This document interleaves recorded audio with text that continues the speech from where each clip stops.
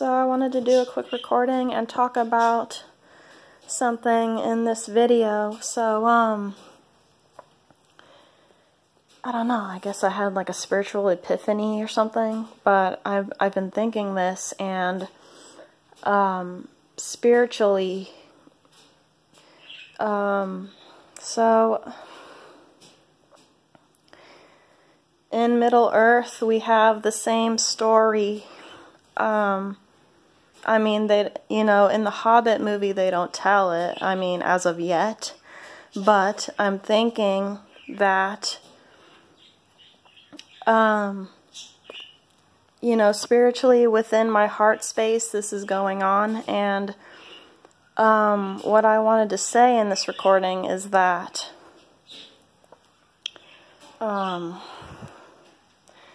so let's see.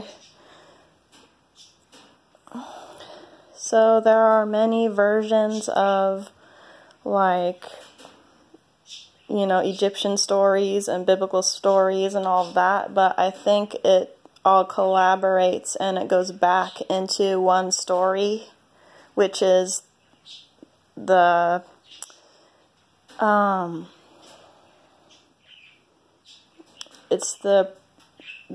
it goes back into Genesis, which means the genes of Isis, and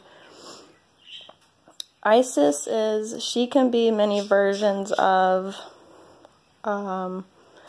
she can be in many versions of a story within the universe. So in the Middle Earth story though, like, going back to the dwarves and everything, like, there are multiple stories that had happened. So let's see. So since I am daughter of Thorin, my spirit father represents the line that had come from Osiris, but it's really called, they call it Durin, but really it's the same story of what Osiris went through in the Egyptian stories and all of that. So, as daughter of Thorin, you know, the story goes back, like the line of Durin. It involves Jupiter energy, but it goes back way farther, like, so in the Middle Earth lore it would be the dwarves who had followed, some dwarves who had followed Osiris and some dwarves who had followed Set. So, and they branched off, but, you know, and they fought and everything in these big wars. I don't know, like, I don't know, like, I'm really excited because I'm putting the pieces together, and I think in the near future, you guys, like, the real Osiris and Isis are gonna come on this earth, and they're gonna go around and choose, like, the most spiritual souls to replenish other planets, because their heart is really light. So these people's hearts, these souls and spirits' hearts will be really light. So I mean, if the real Osiris and Isis do come back for say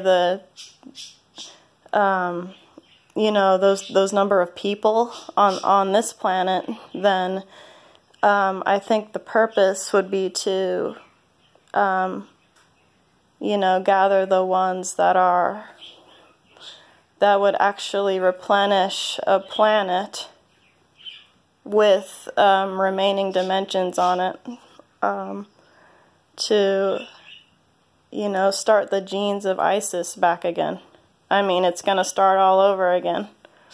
But, I mean, it's going to be crazy, because it's only going to be for the ones who think that they're going to be in a spiritual storyline and carry out that storyline as far as being awake is concerned, and being aware of your spiritual destiny or your path. Like, I mean, it's not about just, you know, waking up every morning and like thinking to yourself, oh, well, I'm gonna spend money on such and such.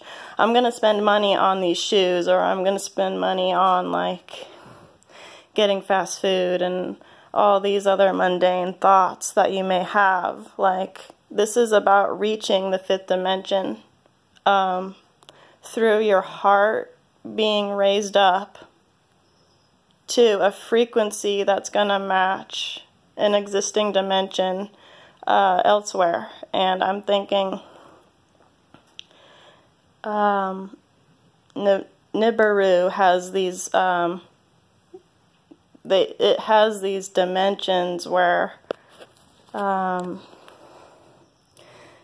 you know, the people with the highest heart chakra will resonate with that energy of Nibiru, and Nibiru coming within this planet. So, alright, so to conclude, so yeah, I mean, this is really eye-opening right here.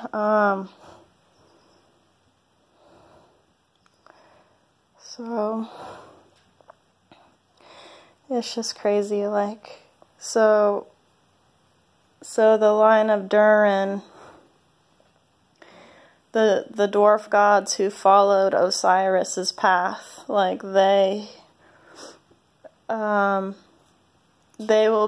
consciousness will be resurrected, and it'll be resurrected by the consciousness of the peoples of Mu, which is, they are in Middle Earth as well.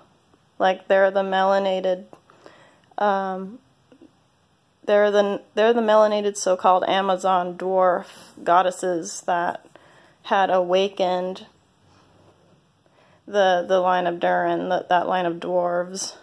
But there are many stories that go into it, though, you guys. So, alright, I think I'm going to end it here, and hope you found this video interesting.